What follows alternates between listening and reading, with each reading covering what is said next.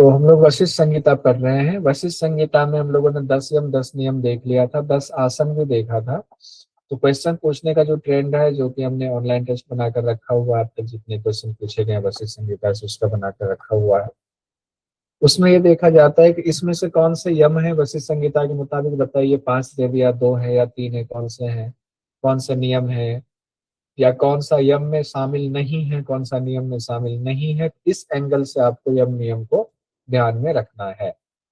फिर 10 आसन हम लोगों ने देखा था। आसन की विधि को कल हम लोग बहुत फास्ट में पढ़ते हुए निकले थे, क्योंकि मुझे ये पक्का भरोसा है कि आप लोग पढ़कर आए होंगे। नहीं पढ़कर आए हैं तो इसको पढ़ेंगे खुद से भी। जब खुद से भी पढ़ेंगे तो आगे की बात हम कर पाएंगे। हम लोगों ने उसमें लाभ की भी चर्चा की थी। आज हम लोग एक बार जितने आसनों में लाभ की चर्चा है उसको एक साथ देखने की कोशिश करते हैं।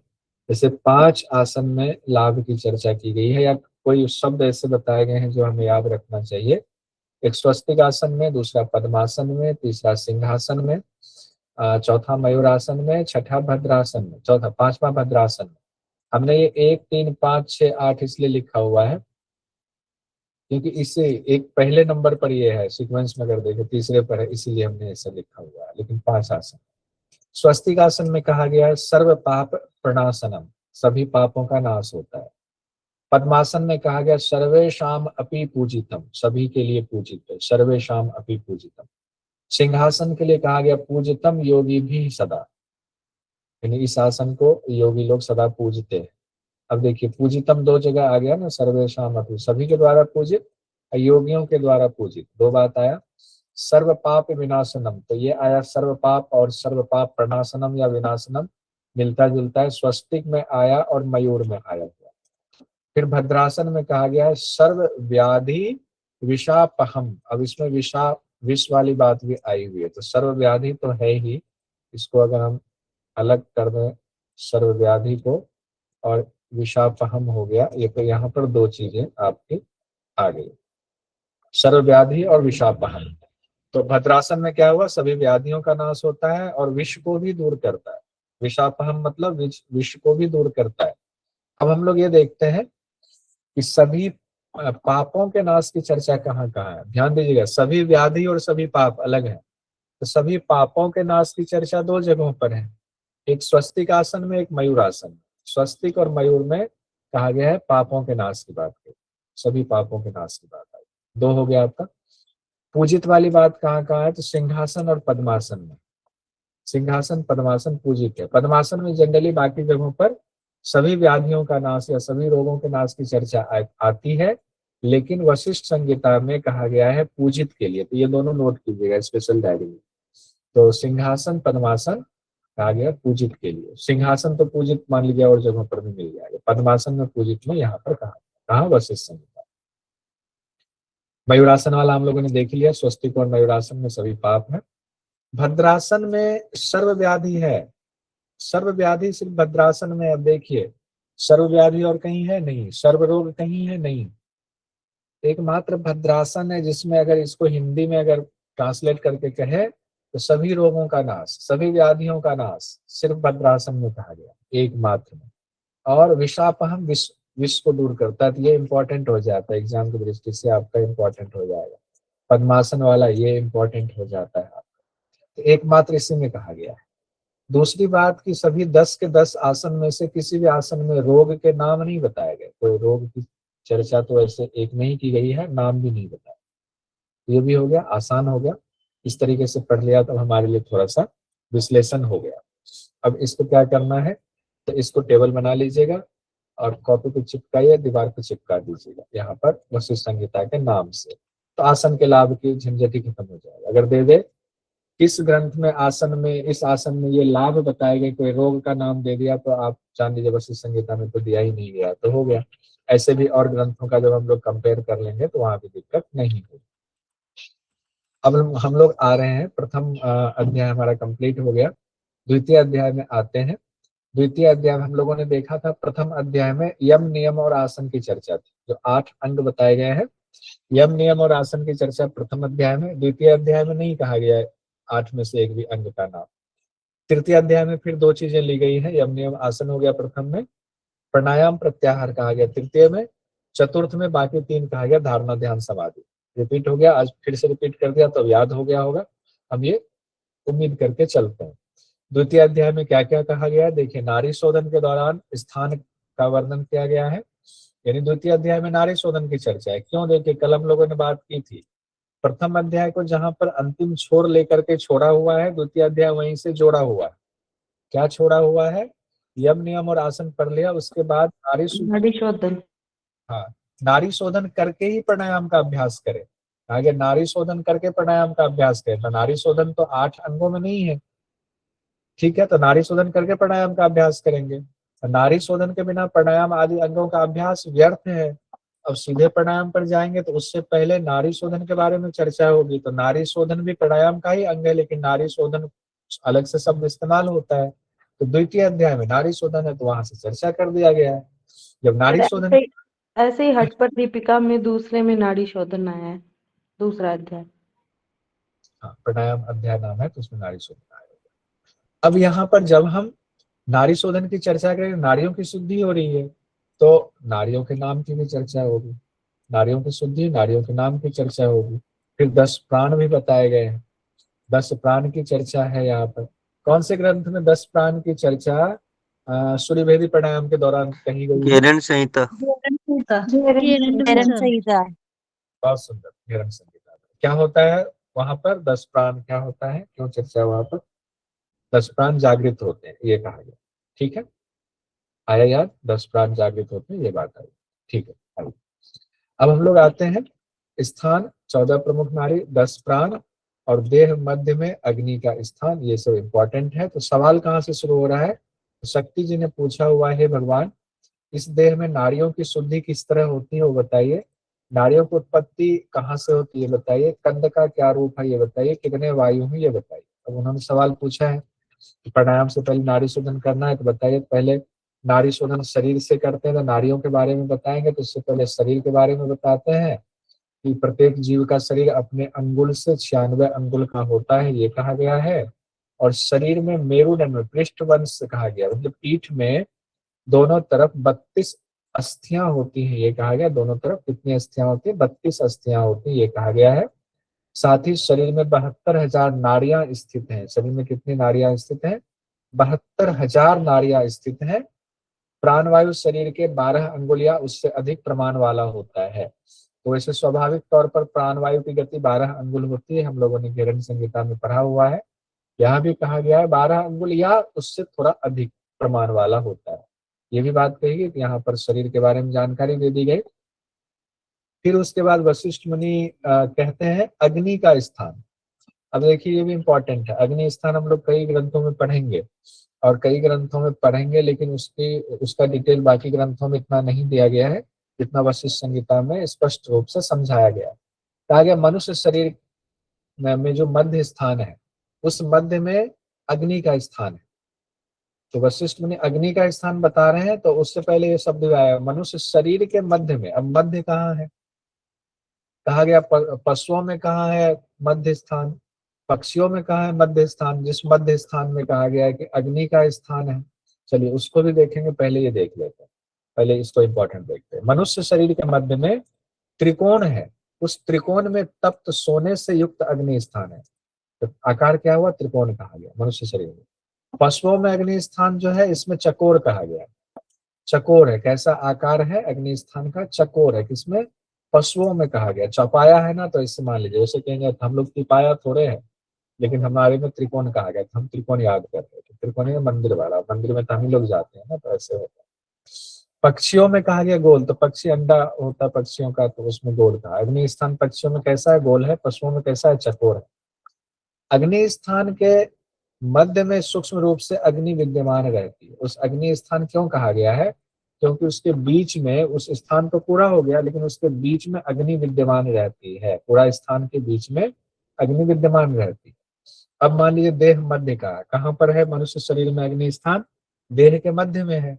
देह मध्य कहाँ माना जाए, कौन सी जगह देह मध्य है, तो वशिष्ठ मुनि अपने पुत्र शक्ति जी से कहते हैं बुधा से 2 अंगुल ऊपर, अब मेढ्र से 2 अंगुल नीचे, बुधा से 2 अंगुल ऊपर, मेढ्र से 2 अंगुल नीचे, 1 अंगुल का देह मध्य है। अब इमेजिनेशन कीजिए, आंख बंद करके इमेजिनेशन कीजिए। देखिए, गुदा स्थान को महसूस कीजिए। गुदा स्थान से 2 अंगुल ऊपर, ठीक है।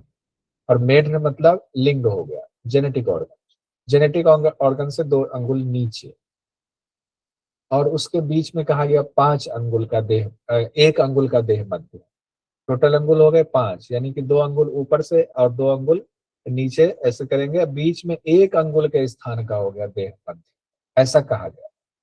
ठीक है, क्लियर है, 1 अंगुल का। हालांकि इसका एक व्याख्या निकाला जा सकता है, वाक्य खोल लीजिए।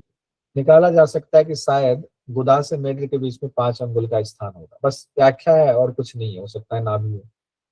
ठीक है, तो उसके बीच में 1 अंगुल का देह मध्य कहा गया है। अब क्लियर हो गया देह मध्य कहाँ है। इस देह मध्य में कैसा है, अग्नि, तो त्रिकोण है, त्रिकोण में अग्नि का स्थान है उसके बीच।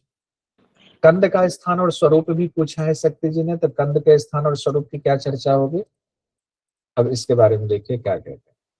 अब कंद का स्थान और स्वरूप देखिए। कंद का स्थान, कंद के बारे में वशिष्ठ संहिता में क्या कहा गया। देह मध्य जो देखा ना, अब देह मध्य को याद कीजिए। उस देह मध्य से 9 अंगुल ऊपर कहा गया है। उस देह मध्य से 5 और 4, 9 अंगुल ऊपर, 4 अंगुल। अब देखिए 9 अंगुल ऊपर तो कहा गया है, पहले तो स्थान बताया, देह मध्य से 9 अंगुल ऊपर हो गया, ठीक है। अब उसके ठीक बाद जो है कंद के बारे में कहते हैं, वो कंद 4 अंगुल ऊंचा है। कंद 4 अंगुल ऊंचा है और 4 अंगुल चौड़ा भी है। 4 अंगुल ऊंचा, 4 अंगुल चौड़ा कंद है। और आकृति उसकी है अंडाकार, यानी वो अंडाकार जो कंद है 4 अंगुल ऊंचा और 4 अंगुल चौड़ा है। त्वचा और अस्थि से युक्त है, त्वचा से भी और अस्थि से भी युक्त है। उसके मध्य में एक नाभि भी है, नाभि मतलब केंद्रक भी है। उसके मध्य में नाभि है, उसी से चक्रों की उत्पत्ति होती है। यहाँ नाभि से कहा गया चक्रों की उत्पत्ति होती है। उस देह मध्य से 9 अंगुल ऊपर, 4 अंगुल ऊंचा, 4 अंगुल चौड़ा, अंडे के आकार का, त्वचा और अस्थि से युक्त। उसके बीच में नाभि है, नाभि से चक्रों की उत्पत्ति होती है, उसी से चक्रों की उत्पत्ति होती है। एकदम बिल्कुल सी बात कही गई है, तो इसको ध्यान रखिए। हाँ उदित जी बताइए। सर जैसे 9 अंगुल ऊपर बता दिया, उसके बाद ऊपर ही 4 अंगुल और जाना है क्या? नहीं जाना है ना, मैंने अभी बोला, अभी इसको कहा ध्यान। 9 अंगुल ऊपर स्थान कहा गया। ठीक आपके है। घर से, आपके घर से 10 मीटर आगे, अब 10 मीटर आगे चले गए हम्म, और वहां पर मान लीजिए एक अंडा रखा हुआ है। हम्म। वो अंडा 4 अंगुल ऊंचा है, 4 अंगुल चौड़ा है। अच्छा, कंद का आकार 4 अंगुल चौड़ा है, 4 ऊंचा अंगुल है, समझ गया ऊंचा, समझ गया समझ गया, ठीक है ठीक है ठीक है। मैंने अभी बोला भी था। ठीक है, कोई बात ओके, नहीं, होता है, एक बार समझने पूछा। में भूल हो गई मेरी। हाँ कोई बात नहीं, हो जाता है। ठीक, अब क्लियर हो गया एक कंद के बारे में। जी जी बिल्कुल हो गया।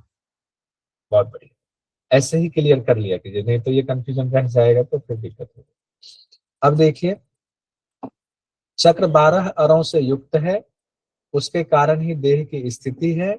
इसी चक्र में अपने किए पाप पुण्य से प्रेरित सभी जीव घूमता है। ये किसके लिए बात हो रही है, कौन से चक्र के लिए बात हो रही है, कौन से नाभि चक्र के लिए चक्र। बात हो रही है। नाभि नाभि चक्र चक्र सर। के लिए बात हो रही नाभि है। यहाँ कहा गया है कि वो चक्र जो है 12 अरों की चर्चा आई हुई है, और 12 अरों में भी कहा गया है। एक सेकंड मंत्र निकाल के आपको बताऊं। तो ये भी क्लियर हो गया, यहाँ पर लिख लीजिए। अब देखिए आगे हम लोग बढ़ते हैं। प्राण और कुंडलिनी का स्थान कहाँ, प्राण और कुंडलिनी का स्थान कहाँ। प्राण के बारे में कहते हैं, जैसे तंतुओं के जाल में बैठी मकड़ी भटकती रहती है, वैसे ही प्राण मूल चक्र में भ्रमण करता है। जैसे तंतुओं के जाल में बैठी मकड़ी भटकती है, तो प्राण भी मूल चक्र में भ्रमण करता है। मूल चक्र कौन सा हो गया, मूलाधार चक्र की बात हो रही है। फिर कुंडलिनी का स्थान है, उसके ठीक ऊपर, यानी मूल चक्र के ठीक ऊपर कुंडलिनी का स्थान है, जो कि नाभि से ऊपर नीचे इधर उधर फैली हुई। अब लीजिए, इसका स्थान कुंडलिनी का बताया गया मूल चक्र से ऊपर। अब उसके लिए फिर देखिए व्याख्या में क्या कहा गया, जो कि नाभि के ऊपर नीचे इधर उधर फैली हुई है, ये भी बात है। यानी जो कुंडलिनी सोई हुई है वो वहीं तक नहीं है, उसका एरिया नाभि तक कहा गया है। अब ये एग्जाम में क्वेश्चन बन गया, यहाँ से एग्जाम में यहाँ से क्वेश्चन बन गया कि कुंडलिनी जो है मूल चक्र में रहते हुए नाभि से ऊपर नीचे इधर उधर फैली हुई है, ये बात किस ग्रंथ में कही गई है? ये किस ग्रंथ में कही गई है? ये हो गया आपका वशिष्ठ संहिता में, इसके लिए ये शब्द आया हुआ है। तस्या ऊर्ध्व कुंडलिनी स्थानम नाभे स्थिति गधो ऊर्ध्वतः स्थानम त्रियकम अधः ऊर्ध्वतम, इसको अलग करके कहा गया। ठीक है, मैं यहाँ पर साथ साथ मंत्र खोल लिया हुआ है। ठीक है, तो ये बात इंपॉर्टेंट हो गई, इसको अपने स्पेशल डायरी में नोट कीजिए, ये इंपॉर्टेंट हो गई। बाकी जगहों पर ये चर्चा नहीं आती है कि नाभि तक जो है कुंडलिनी फैली हुई है। अब देखिए कुंडलिनी का स्वरूप बताया गया, इसी में अष्टधा प्रकृति वाला कहा गया। कुंडलिनी के स्वरूप में अष्टधा प्रकृति कहा गया। कुंडलिनी अष्टधा प्रकृति वाला है, आकार से छकार तक बीज मंत्रों से युक्त है। कुंडलिनी भी बीज मंत्र से युक्त है। 8 प्रकार की कहा गया प्रकृति है इसकी, और सब बीज मंत्र से युक्त है, तो ये भी एक अद्भुत बात कही गई है। फिर कार्य कहा गया है, यह सुषुम्ना में वायु के संचार को रोक करके स्थित है, क्योंकि जब तक सोई है तो सुषुम्ना में वायु का संचार नहीं हो सकता है। कैसे जागती है? तो कहा गया है योग अभ्यास के द्वारा, अपान वायु के द्वारा जब अग्नि को बहुत प्रज्वलित कर लेते हैं तो अग्नि के प्रचंड ताप से ये कुंडलिनी जाग जाती है। ये भी क्लियर हो गया, कई जगहों पर हम लोगों ने ये पढ़ा। फिर क्या हो, ये हम लोगों ने खास करके मूलबंध में भी पढ़ा। मूलबंध में अपान वायु को ऊपर उठाने की बात करते हैं। अपान वायु जब नाभि प्रदेश में आते अग्नि, वहां पर अग्नि को और प्रज्वलित करती है, फिर कुंडलिनी तप्त हो जाती, फिर वो जागती है, फिर वो अपने बिल की तरफ यानी सुषुम्ना की तरफ भागती है, तो सुषुम्ना का द्वार खुलता है, फिर वो उसमें प्राण प्रवाहित हो जाता है। फिर क्या होता है, अग्नि तत्व के साथ जागती तो क्या होता है, अत्यंत उज्जवल होकर के हृदय आकाश में गमन करती है। यह योगियों के हृदय आकाश में नित्य नृत्य करती है, ये बात और किसी ग्रंथ में आपने नहीं है, यानी कि जो 8 ग्रंथ हम लोग पढ़ रहे हैं, हृदय आकाश में नृत्य करती है, ये सिर्फ वशिष्ठ संहिता में। अब आपको क्वेश्चन क्या बन जाएगा, कुंडलिनी हृदय आकाश में नित्य नृत्य करती है जागने के बाद, किस हठ ग्रंथ में कहा? ये क्वेश्चन बनता है। ये किसमें है? वशिष्ठ संहिता। इसको स्पेशल डायरी में नोट कीजिए। इसमें तो मान लीजिए नोट्स में आपको है, लेकिन नोट्स में भी मान लीजिए कि अगर आप पूरा ना पढ़ना हो, सिर्फ पॉइंटर हम एग्जाम के दौरान पढ़ रहे हैं कि बस अब तो हो गया, एक दौरान, तो यहाँ पर रखना। ठीक है, अब इसमें देखिए ये हो गया इंपॉर्टेंट पॉइंट। अब करते हैं, जैसे वायु अपने मित्र अग्नि की सहायता से तीव्र हो जाती है। वायु अपने मित्र अग्नि, वायु और अग्नि को मित्र कह दिया गया है। हालांकि इतना सूक्ष्म तो नहीं पूछना चाहिए, इतना सूक्ष्म नहीं पूछना चाहिए वायु का मित्र कौन है, अग्नि है, लेकिन कॉमन में हम जानते हैं जहां अग्नि चलती है, अग्नि उठती है, वहां अपने आप वायु चलने लगती है, और वायु चलती तो अग्नि अपने आप अग्नि प्रज्वलित हो जाती है, दोनों एक दूसरे को शक्ति दे रहे हैं। तो ऐसे ध्यान रख लीजिएगा। यहाँ पर कहा गया वायु अपने मित्र अग्नि की सहायता से तीव्र हो जाती है, जैसे उसी तरह कुंडलिनी भी सुषुम्ना मार्ग में ऊपर चलती है, यहाँ हृदय आकाश में नृत्य करती है। ये भी हो गया। अब नारियों के बारे में विशेष वर्णन है। सुषुम्ना किसको कहते हैं? सुषुम्ना किसको कहते हैं ये देखिए, कंद स्थान के मध्य में स्थित नाड़ी को सुषुम्ना कहते हैं। जो कंद स्थान है उसके मध्य में जो नाड़ी स्थित है उसको सुषुम्ना कहते हैं, और इसके चारों ओर सब नाड़ियां स्थित हैं। अब यहाँ पर जो व्याख्या की गई है सुंदर व्याख्या है। एक दो कंफ्यूजन की भी स्थिति आती है, वो भी कंफ्यूजन आपके सामने लेकर आएंगे। ऐसी व्याख्या और किसी ग्रंथ में नहीं की गई है नारियों के स्थान को लेकर के, चारों ओर कैसे, किसके बीच में कौन सी नारी है, फिर किसके किसके बीच में कौन सी नारी है, ऐसी व्याख्या इसमें दी गई है। तो पहले हम लोग देख लेते हैं 72,000 नारियों में जो 14 नारियों की चर्चा की गई है उसको। सुषुम्ना, इड़ा, पिंगला, सरस्वती, सुषुम्ना है, फिर इड़ा, पिंगला, सरस्वती है, फिर कुहू है, वरुणा है, यशस्विनी है, आता विदेव, फिर पूषा है, पयस्विनी है, शंखनी, गांधारी, हस्तजिह्वा, विश्वोदरी और अलम्बुसा। ये 14 है, ये तो आपको याद रखना है। सुषुम्ना, इड़ा, पिंगला, ये याद रहेगा। सरस्वती देखिए, सुषुम्ना के लिए सरस्वती इस्तेमाल करते हैं, सरस्वती अलग से भी है। कुहू, वरुणा, यशस्विनी भी है। पूषा, पयस्विनी है। शंखनी, गांधारी, हस्तजिह्वा, विश्वोदरी, अलम्बुसा, 14 नारियां हो गई। अब यहाँ पर एक और बात है, वह सुषुम्ना सूक्ष्म होने से अव्यक्त कहा गया है। सुषुम्ना के लिए विशेष बात में हमने लिख दिया हुआ है। अव्यक्त किसके लिए इस्तेमाल किया गया है? सुषुम्ना के लिए कहा गया।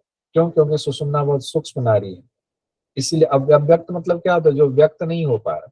अगर आप काट छांट के देखेंगे तो मिलेगी नहीं नाड़ी, वो इतनी सूक्ष्म है, इसलिए अव्यक्त कहा गया है।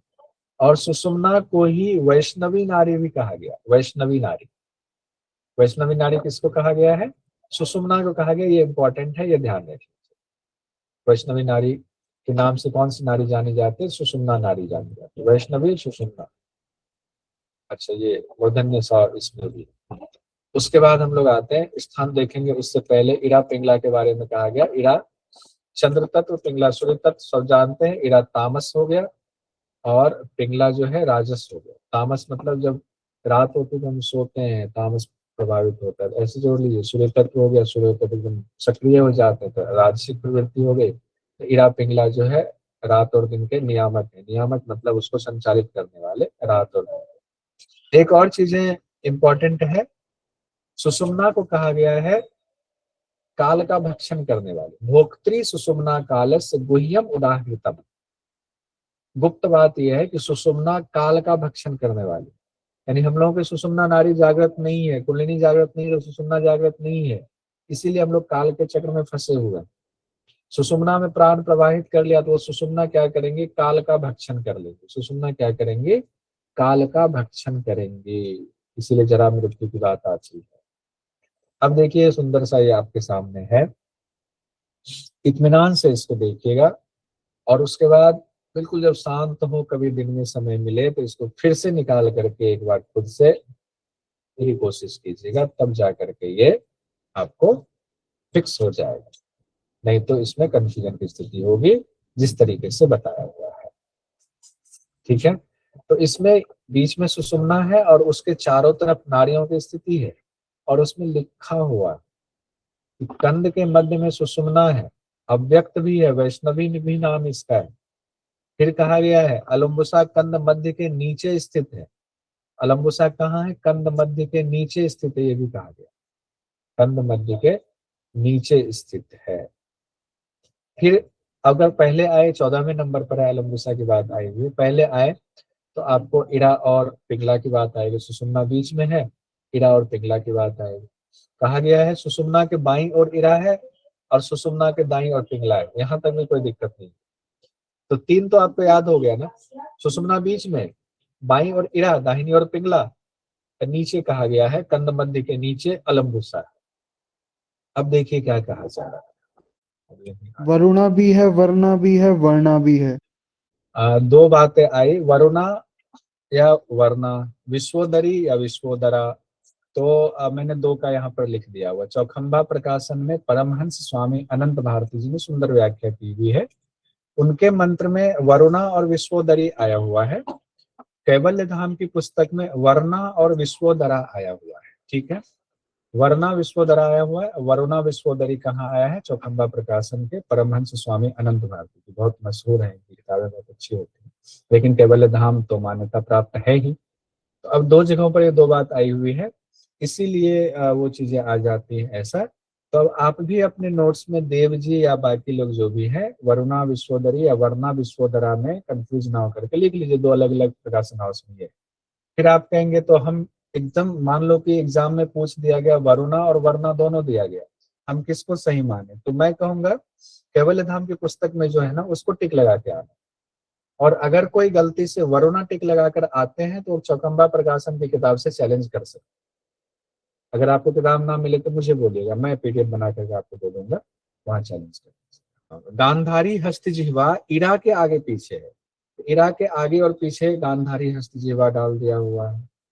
फिर इधर आएंगे तो इसमें लिखा हुआ है पूषा और यशस्विनी पिंगला के आगे पीछे है, पूषा यशस्विनी पिंगला के आगे पीछे जोड़ दिया यहाँ पर हमने। फिर यहाँ लिखा हुआ यशस्विनी कुहू के मध्य वरुणा है, यशस्विनी और कुहू के मध्य वर्णा हो गया, वरुणा या वर्णा ले लीजिए। यशस्विनी और कुहू के मध्य में वरुणा हो गया। फिर कहा गया कुहू और हस्तजिह्वा के मध्य में विश्वोदरी है, कुहू और हस्तजिह्वा के बीच में विश्वोदरी हो गया। तो कुहू है और हस्तजिह्वा है, उसके बीच में विश्वोदरी हो गया। फिर यहाँ पर आ रहे हैं हम लोग पूषा और सरस्वती के मध्य में पयस्विनी है, पूषा और सरस्वती के मध्य में पयस्विनी है। फिर कहा गया सरस्वती कुहू दोनों बगल में है, सरस्वती और कुहू दोनों बगल में है। तो सरस्वती हो गया और यहाँ कुहू हो गया, किसके बगल में है? तो सुषुम्ना के बगल में, तो इसीलिए दोनों को बगल में कर दिया, दोनों से बगल में हो गया। फिर कहा गया गांधारी और सरस्वती के मध्य में शंखनी है, तो ये गांधारी हो गया, ये सरस्वती हो गया, इसके मध्य में शंखनी हो गया। इस तरह से प्लेसिंग बताई गई है। अब इसको एक बार में समझ में नहीं आएगा, इसको आपको खुद से मंथन करना पड़ेगा। जब तक मंथन नहीं करेंगे तो ये चीजें फिक्स नहीं होंगी। अभी तक इस तरह से कोई क्या है किसके मध्य में कौन सा है, हो सकता है पूछ दे तो ये एक क्वेश्चन टफ वाला हो सकता है, तो इसको कई बार प्रैक्टिस करनी पड़ेगी। अब इसमें देखिए सुषुम्ना, इरा, पिंगला, ठीक है, सरस्वती हो गया, कुहू हो गया, वर्णा वरुणा हो गया, कहे सातवीं यशस्विनी हो गया, पूषा हो गया, पयस्विनी हो गया, शंखिनी हो गया 10वीं, शंखिनी के बाद हो गया गांधारी, फिर हस्तजिह्वा, विश्वोदरी या विश्वोदरा ये भी कहा जाता है, ये भी ध्यान रखिए, विश्वोदरा भी जो लिखा हुआ विश्वधरा। विश्वोधरा नहीं है, विश्वोदरा ही है, विश्वोदरा। और अलम्बुसा को 14 नंबर पर कहा गया है। यहाँ तक क्लियर है? ये सीक्वेंस शुरुआत में वशिष्ठ मुनि ऐसे बता रहे हैं, क्लियर है? अब जब उसके बाद ध्यान दीजिएगा, उसके बाद जब हमने ये वाला बनाया हुआ है जो आप कह रहे हैं कि इसमें क्यों गलत हो रहा है, ये आपका हो गया 23वें नंबर के मंत्र तक में ये बात आई हुई है। 24वें नंबर के मंत्र में कहा जा रहा है, 24वें नंबर के मंत्र में कहा गया है, उनमें भी सर्वप्रमुख 3 है और तीनों में ही एक मोक्ष मार्ग के लिए सर्वोत्तम मानी गई है, वह तेजस्विनी सुषुम्ना विश्व शरीर के आधारभूत रूप में विद्यमान है। ठीक है, 25वें में देखिए, हे पुत्र कंद के बीच में सुषुम्ना अच्छी तरह प्रतिष्ठित है। अब हमने बनाया तो कंद के बीच में हमने लिखा सुषुम्ना प्रतिष्ठित है, पहली नारी हमने यहाँ पर लिखा हुआ है। वह पीठ की स्थिति यानी रीढ़ की हड्डी के साथ मस्तक तक सदा विद्यमान रहती है, रीढ़ की हड्डी से मस्तक तक विद्यमान रहती है, क्लियर है? अब देखिए उसके बाद कहा गया ब्रह्मरंध्र में स्थित सुषुम्ना मोक्ष मार्ग के लिए ले जाने वाली है, ठीक है, उसी को कहा गया सूक्ष्म अव्यक्त और वैष्णवी नारी, उसी को कही गई है जो हमने वहां लिख दिया। सुषुम्ना अव्यक्त और वैष्णवी नाम से जानी जाती है। अब उसके बाद कहा गया उसके बाएं और दाएं में इरा और पिंगला है, तो बाएं दाएं में इरा पिंगला हो गया, ये क्लियर हो गया, बाएं भाग में इरा दाएं भाग में पिंगला है। उसके बाद 28वें नंबर के मंत्र में ये कहा जा रहा है इरा और पिंगला में क्रमशः चंद्र तत्व सूर्य तत्व है, इरा और में चंद्र, पिंगला में सूर्य है, वो भी हम लोगों ने नीचे पढ़ लिया, उसकी व्याख्या कर दी गई है। चंद्र तामस सूर्य राजस हो गया, ये क्लियर हो गया। अब 30वें नंबर में कहा गया है कि सुषुम्ना काल को खाने वाली है, भोक्त्री सुषुम्ना काल से कहा गया।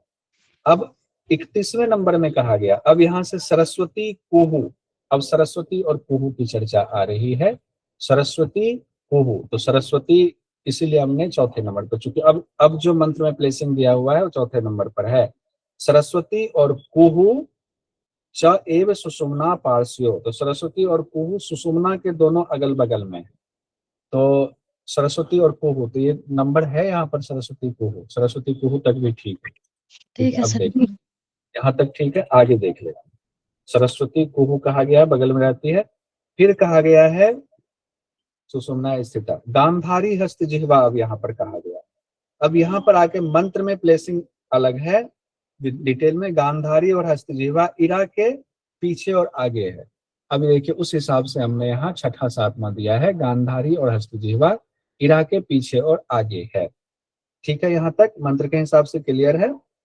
अब उसके बाद दिया हुआ है पूषा और यशस्विनी, कहा गया है पिंगला के आगे और पीछे, पिंगला इस तरफ है, तो पूषा और यशस्विनी हमने पूषा यशस्विनी को पिंगला के आगे पीछे कर दिया, पूषा शब्द पहले आया, यशस्विनी बाद में आया, यहाँ तक 7 आ गया था, इसीलिए हमने यहाँ 8 और यहाँ 9 दे दिया।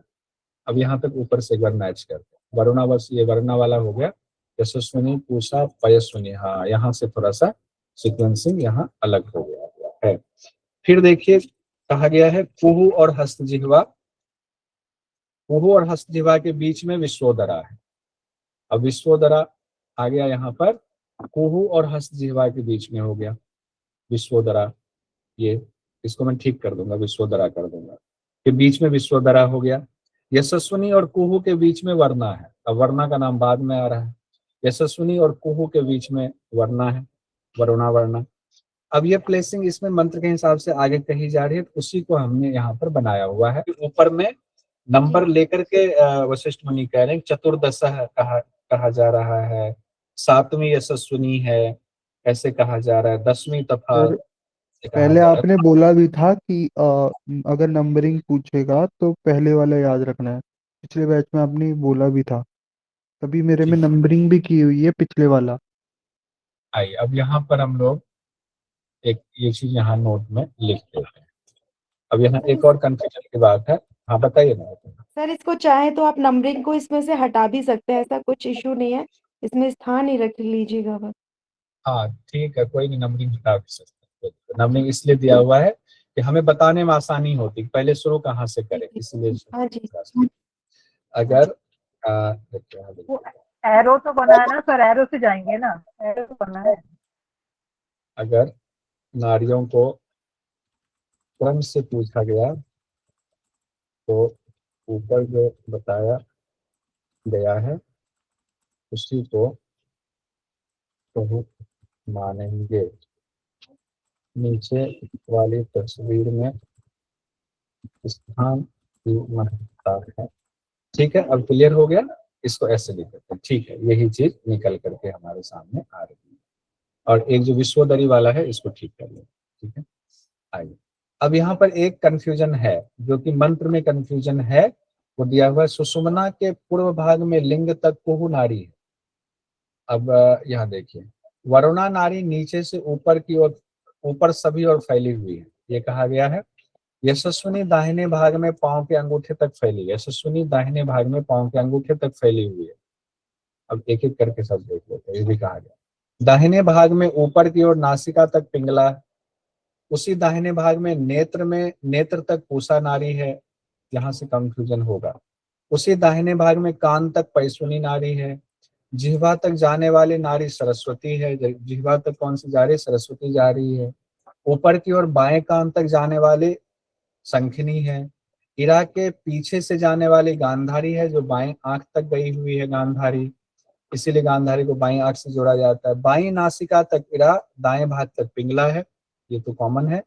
बाएं भाग में जया और पूषा है।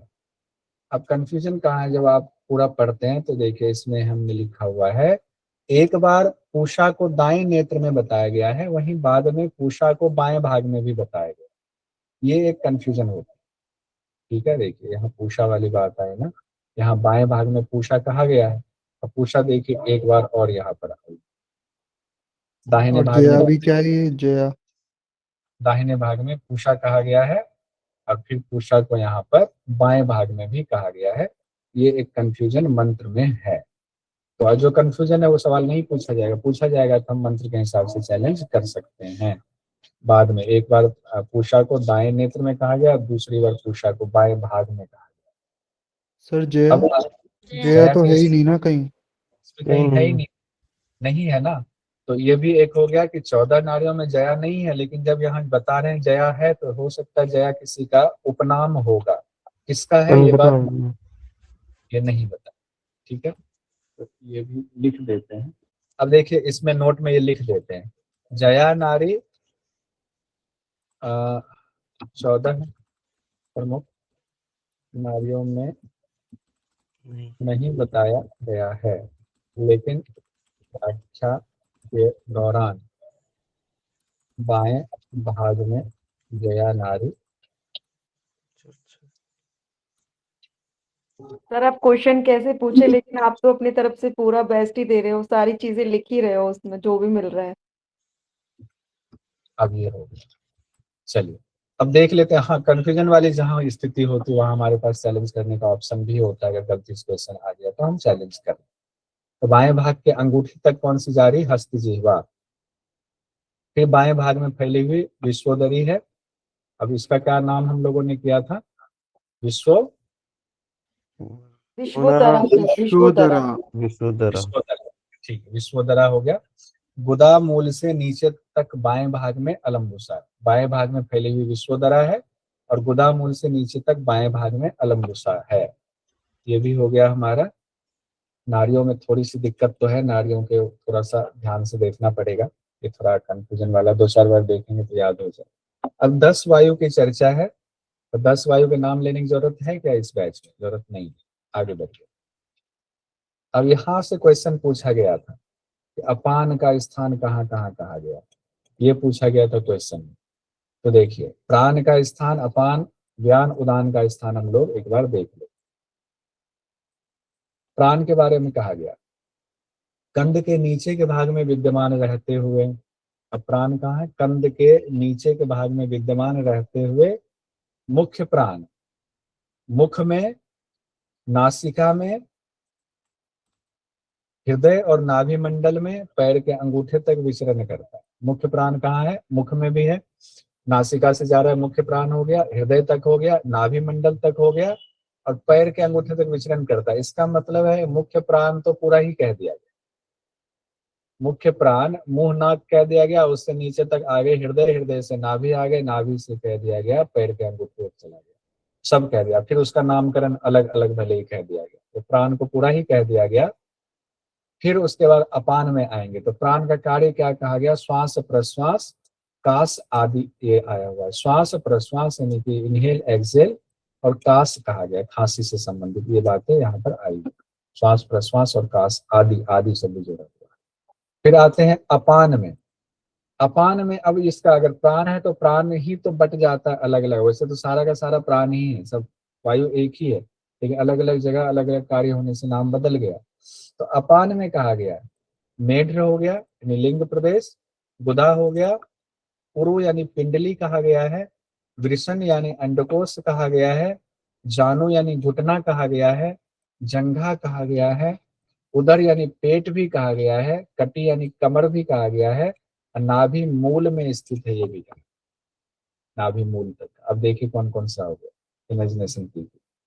मेढ्र हो गया, गुदा हो गया, पुरु यानी पिंडली कहा गया है, वृषण कहा गया है, जानु यानी घुटना तक भी कहा गया है, जंघा भी कह दिया गया है, पेट भी एक बार उधर भी आया हुआ है, और कटी कमर भी आया हुआ है, फिर उसका नाभि मूल भी कहा गया। ये अपान के स्थान में आए हुए। मल मूत्र आदि का विसर्जन ये हम लोग पहले जानते, अपान के कार्य होते। व्यान में आते हैं, कान और नेत्रों के मध्य कहा गया, कान हो गया, नेत्र हो गया, आंख हो गया, इसके मध्य में ग्रीवा अस्थि कहा गया है, दोनों गुल्फ में भी कहा गया है, एड़ी में, नाक में कहा गया है। फिर नाक में देखिए, प्राण भी नाक में कहा गया, यहाँ भी कहा गया नाक में। फिर ग्रीवा और ग्रीवा अस्थि दोनों चीज आया हुआ है, ग्रीवा भी हो गया, आंख में भी आया हुआ है। तो आंख से कान तो आया ही हुआ है, उसके मध्य तो आया ही हुआ है, गर्दन आया हुआ है, गर्दन अस्थि आया हुआ है, दोनों गुल्फ में आया हुआ है, नाक में आया हुआ है, और आंख में आया हुआ है, स्थित हो गया। एक दो शब्द बार बार रिपीट भी हुआ है इसमें व्यान में। व्यान में कहा गया छोड़ना, लेना, चेष्टा आदि कर्म का, छोड़ना लेना। अब प्राण में तो आया ही हुआ था श्वास प्रश्वास, लेकिन वो तो सबके लिए मुखिया हो गया। अब यहाँ छोड़ना लेना किससे संबंधित? ज्ञान से संबंधित बोल दिया गया है, ये थोड़ा सा अलग सा है, तो इसको ज्यादा इस पर गौर फरमाते हुए हमें याद करना। अब हम लोग आते हैं उदान पर। उदान के लिए ये सबसे अच्छा, ये आसान सा, सभी संधियों में और हाथ पैर में, सभी ज्वाइंट्स में और हाथ पैर में उदान, सभी ज्वाइंट्स और हाथ पैर में उदान कहा गया। उदान से क्या होता है? ऊपर उठता है, हम लोगों ने ये पढ़ा हुआ, तो ये भी आसान है, शरीर का उत्थान होता है। उदान वायु ऊपर की तरफ उसकी गति होती है, तो शरीर का उत्थान होता है। फिर हम लोग आते हैं समान पर, पांचवी जो वायु है समान में। समान में कहा गया संपूर्ण शरीर में है, संपूर्ण, एक पुस्तक में हृदय तक कहा गया, उसे संपूर्ण शरीर में अन्न रसों को अग्नि के साथ सभी अंगों में पहुंचाने का कार्य है, यानी शरीर का पोषण करना, किसका? समान के लिए कहा गया। किस ग्रंथ में? वशिष्ठ संहिता में कहा गया।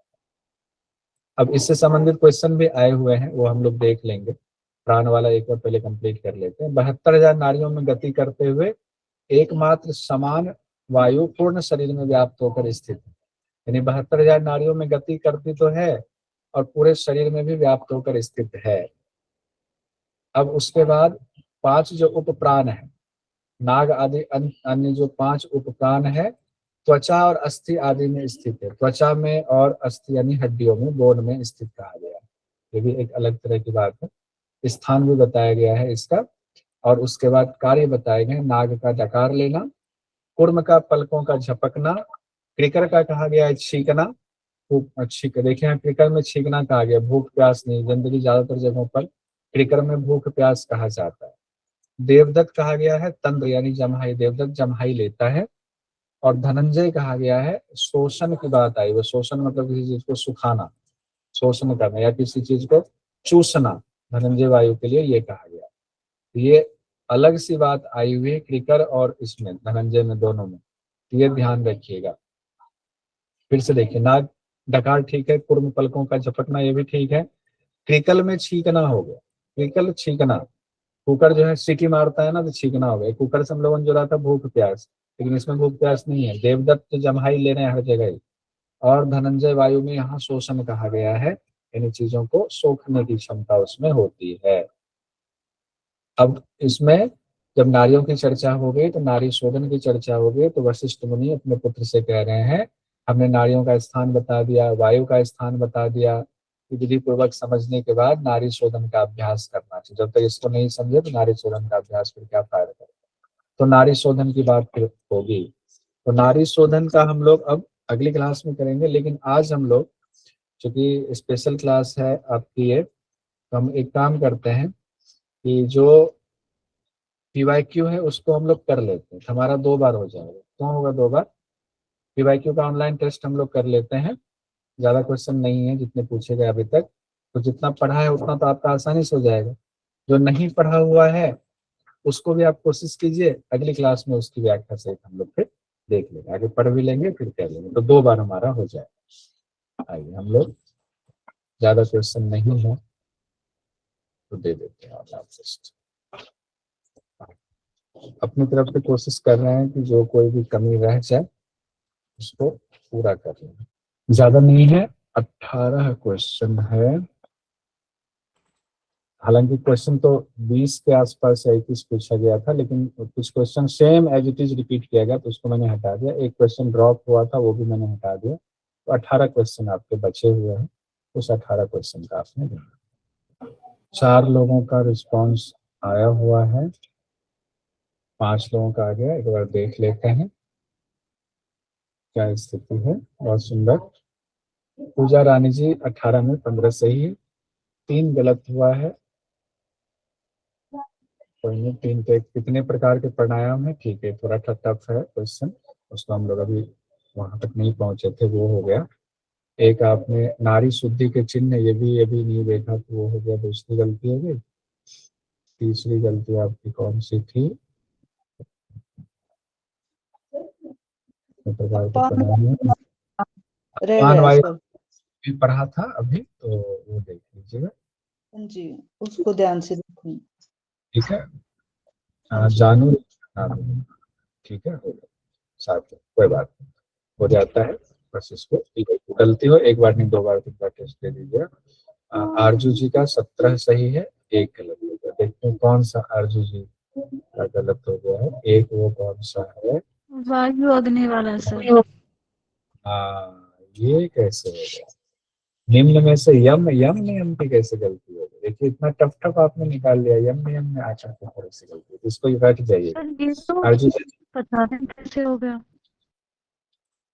सी और डी है ना, दया संतोष। जी सर यही लगाया था, पता नहीं कैसे हो गया ये तो। अच्छा चलो, तब तो वो आपका वो हो गया। ऐसे एग्जाम में भी होता है, हम लगाते हैं कुछ, कई बार माउस इधर उधर हो गया तो वो गड़बड़ हो जाता है। ठीक है। रुचि जी का भी 18 में 17 सही है। पूजा जी का भी हाँ, पूजा जी का 15 है, 3 गलत हुआ है। कविता जी का 16, कविता रानी जी 2 रह गया है आपका। सुरभि अग्रवाल जी का 15, बहुत बढ़िया। आशा बोरसे जी का 15, आशा बोरसे जी का, एक सेकंड। आशा बोरसे जी का 17, बहुत सुंदर, 1 गलत हुआ है। डालमणि जी का 4 गलत हुआ है, 14 सही है। अनीता जी का 15 सही, 3 गलत हुआ है। और प्रतिमा रानी जी का 12, प्रतिमा जी का थोड़ा सा प्राय डिस्टर्ब हो गया इधर, तो 12 ठीक है, कोई बात नहीं। कर लेंगे कवर। वर्षा जी का 16, 2 गलत हो गया है, देख लीजिएगा जो गलत हुआ उसको दोबारा से देख लीजिएगा, हमने वो तो दिया ही हुआ है। अंतराकाश बाह्याकाश का चिंतन कर देना, अच्छा है, बढ़िया। उसके बाद देव जी का 15, विभा जी का 14, स्वाति जी का 16, बहुत बढ़िया। इस तरह सारे ठीक है। देखिए गलती होना कोई पाप थोड़ी है, गलती करेंगे, बार बार करेंगे, एक गलती सुधारेंगे, दूसरी बार में, तीसरी बार में, और गलतियां सुधारेंगे, चौथी बार में पूरा ही सुधार देंगे तो हो जाएगा। 15 कौन सा आ गया है? भारती लोधी जी का 16। 2 कौन सा रह गया भारती जी आपका? 2 कौन सा रह गया? हाँ ये वाला नारी शुद्धि के चिन्ह वाला, कोई नहीं, इसको कर लेंगे नारी शुद्धि के चिन्ह। नारी शुद्धि के चिन्ह का एक काम कीजिए, भारती जी आपको जिम्मेदारी देता हूँ, भारती लोधी जी, नारी जी शुद्धि, सर। अब नारी शुद्धि के जो चिन्ह है ना, वो हठ प्रदीपिका से, हठ रत्नावली से, वशिष्ठ संहिता से कंपेयर करके आप बना के भेजें, ठीक है? वशिष्ठ संहिता वाला आपके नोट्स में है, वहां से इसका कंपेयर करके आप बना के, अब मुझे बनाकर भेजेंगे, मैं ग्रुप में शेयर करूंगा, ठीक है? इसको कर देते हैं, ठीक है। और भी 1-2 लोगों का आया हुआ है।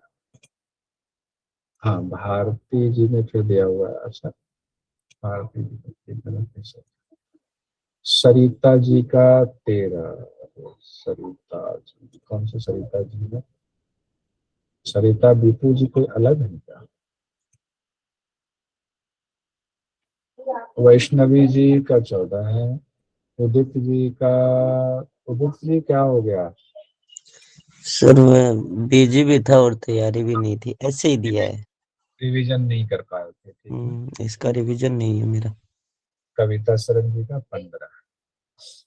सब लोग आप ही के बारे में पूछ रहे थे कल भी, और पहले भी लोग फोन कर करके मैसेज करके आपके बारे में, उदित जी का क्या हुआ, सबकी उम्मीदें थी कि उदित जी का JRF हुआ होगा, मैंने बर्बाद हो सबको, गई। मैंने नहीं, आप बोलते हैं हम कहाँ से हम मरवाएंगे, हमने कहा ऐसा है कि उदित जी अभी बच्चे हैं, अच्छा उत्साह है, जोश है, मेहनत कर रहे हैं, लेकिन थोड़ा समय लगेगा मैच्योरिटी आने में। मैच्योरिटी इन द सेंस की बार बार रिपीटेशन होगा तो वो चीजें आपके अंदर मैच्योर, ये उसमें पके समय, पकाए लोग सर जीआरएफ कर रहे हैं, मैं बच्चा हूँ अभी। नहीं नहीं, कई जगह बच्चे भी कर जाएंगे, आप कर जाओगे, अभी बच्चे ही रहोगे ना हाँ अभी। 3-6 बार अब अटेम्प्ट भारती दे के रखा है। सामने, भारती के सामने तो बच्चे ही रहोगे, चाहे 1 साल बाद भी बच्चे ही रहोगे, मेरे सामने बच्चे ही रहोगे, 5-5 तो 6 बार एग्जाम दिए हैं, मेरा फर्स्ट टाइम था तो बहुत गलतियां अच्छा, होंगी। बिल्कुल होंगी, बिल्कुल होंगी, उसको सोचना। ठीक है, तो इसकी व्याख्या हम लोग कल कर लेंगे, आज यहीं तक आने देते हैं कि नहीं कुछ पूछना? हाँ देव, हाँ एक चीज बताना था, अभी जो बात हो रही थी ना, मैंने तब तक आपकी क्लास में मैंने इसको लिखा, देखिए